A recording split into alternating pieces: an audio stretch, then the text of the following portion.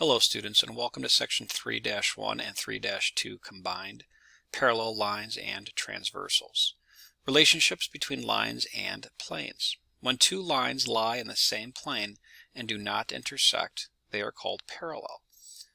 Lines that do not intersect and are not coplanar are skew lines. And in the figure, you can see L right here is parallel to M right here. Those two lines are parallel.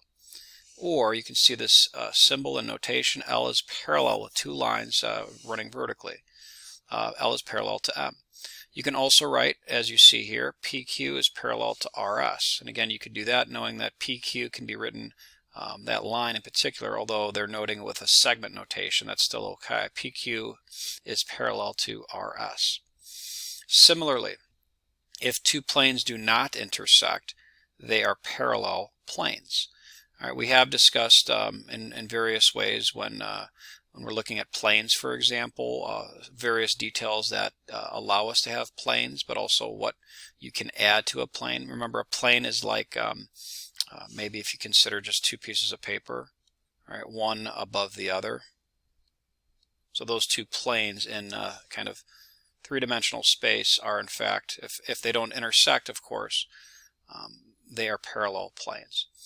The word skew is a little bit of a different thing here, but I do want to dig a little deeper, in which let's say if I don't know if we had a line that ran in this direction, but imagine if you had a line that was, and this is virtually impossible for me to do, but a line that runs out of the screen, kind of pointing towards you.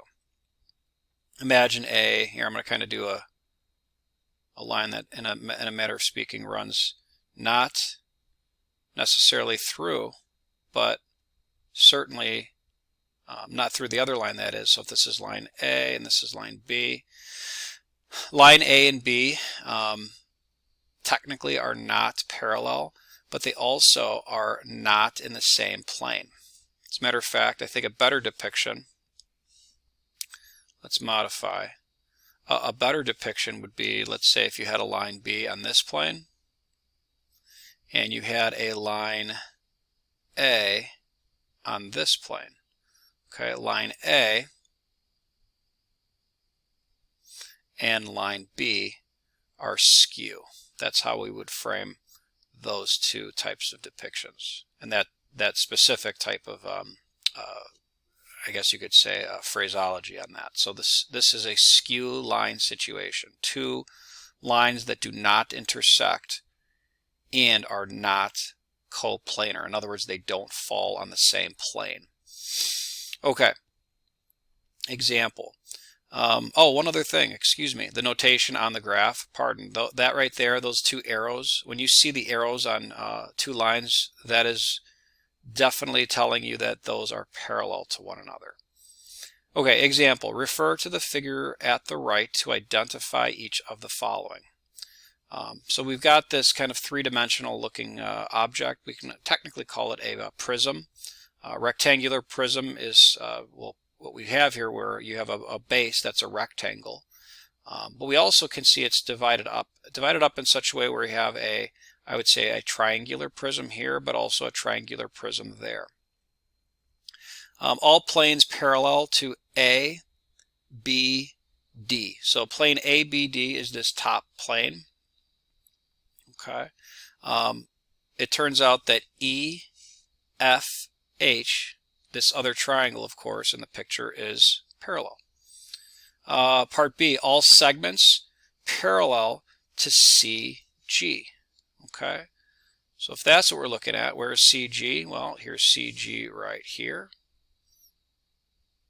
So if we want parallel segments, I would argue BF is parallel, DH is parallel, but so is AE. Letter C, all segments skew to EH. All right, so skew, remember, means two lines that don't intersect, that are not on the same plane. So where's EH? That would be right here. And then again, skew, so BF, those two segments don't intersect but also are not in the same plane. CG, BD, CD, and AB. So all green segments that I've denoted, those are skew to EH. They're in red. Okay, moving on. I have obviously already filled in the answers like I've done in the past on various problems. So what I'm going to go ahead and do is I'm going to just kind of work through like I did on the last example there. Refer to the figure at the right to identify each of the following. So all planes that intersect plane OPT. So plane OPT would be this right here. Okay, it is a rectangle. This again is a rectangular prism technically in its entirety. But all planes again that intersect, well, MNO, which is this top plane, and it happens to intersect right here. Right, those two planes intersect at that segment. All right, MPS. So MPS, which is right here. And then we have NOT, which would be, let's see, NOT. That's that far kind of back rectangle. We also call it a face. And then lastly, RST, so the bottom face and rectangle technically. Okay, so that's the deal with that. Number 2, all segments parallel to NU. Okay, so again, all segments parallel to NU is what number 2 entails. So let's take a look. NU, which is here. We have, as it turns out, OT, that's parallel. PS, that's also parallel. And then MR. Okay. Number 3. All segments that intersect MP. Here's MP. Intersect means touch or cross. So MR, MN, MS, PS,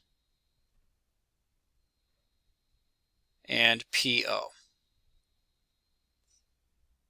Okay, so moving on, refer to the figure at the right to identify each of the following. This is another prism. I would go as far as to call it a hexagonal prism because the base here is a hexagon. So hexagonal prism. It's pretty complicated looking. There's obviously quite a bit of faces on this that we have to identify and utilize. But let's take our time. So number 4, all segments parallel to QX. So QX is right here. Pardon. Let's use red. Stay consistent here, right? So QX is there. If I want a segment that's parallel to it, RA, SG, TO, MH, and NE.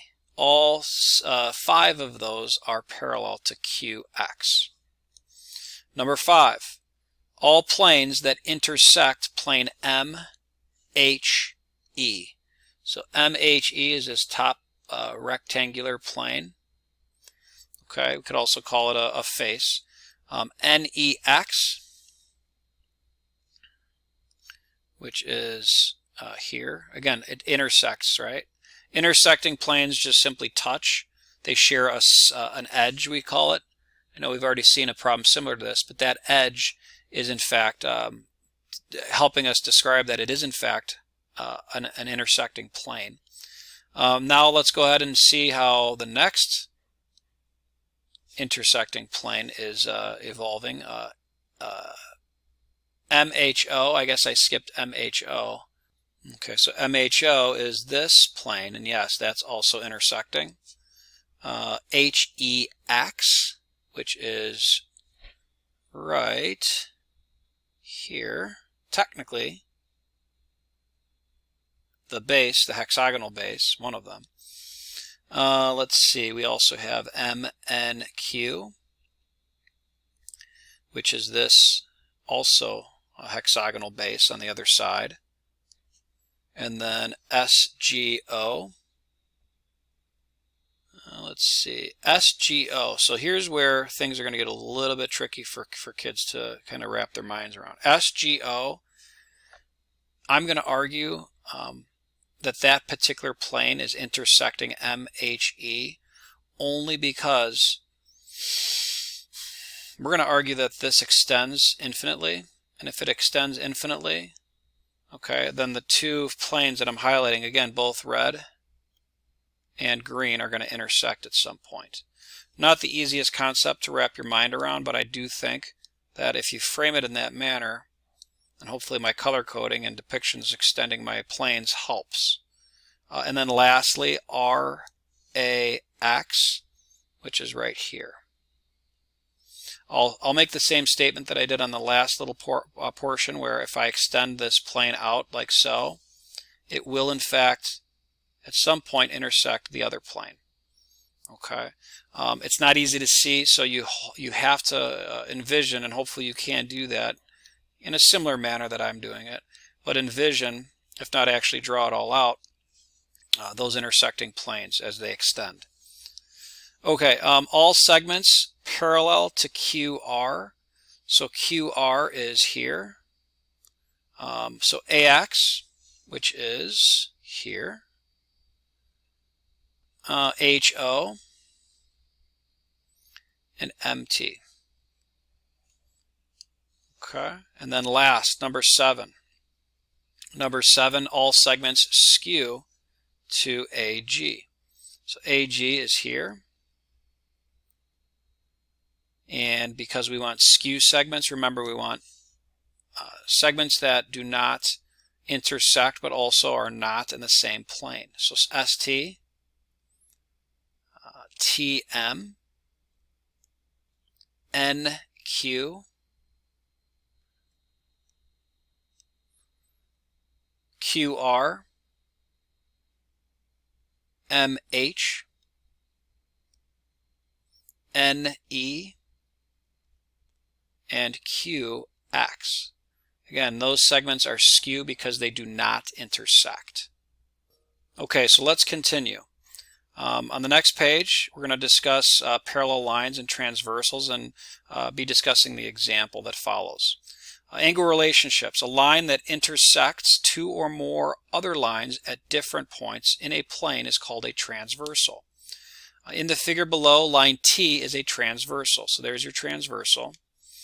Okay, 2 lines and a transversal form 8 angles. Some pairs of the angles have special names. The following chart lists the pairs of angles and their names. So angles 3, 4, 5, and 6, all 4 of those angles are interior, and they're called interior, as you could imagine, because they're inside the 2 lines that the transversal cuts through. Angles 3, 3 and 5 are alternate interior. So they're interior, but they're also on alternating sides. So that's interior in my blue depiction with arrows. But alternate meaning they're on the other sides of the transversal T, opposite sides really. So alternating sides, therefore alternating or alternate, interior angles. And the same goes with angles 4 and 6. Let's move on. And although I may run out of time here in this 15-minute max video, as all my videos are maxed out at, I will be continuing a part 2 version of this. The next one is consecutive interior. Angles 3 and 6 are consecutive interior. They're interior again because they're inside, so to speak, M and N. And they're consecutive because they're on the same side, to the right in other words, the same side of the transversal. So we'll continue this in part 2, and section 3-2 will accompany that.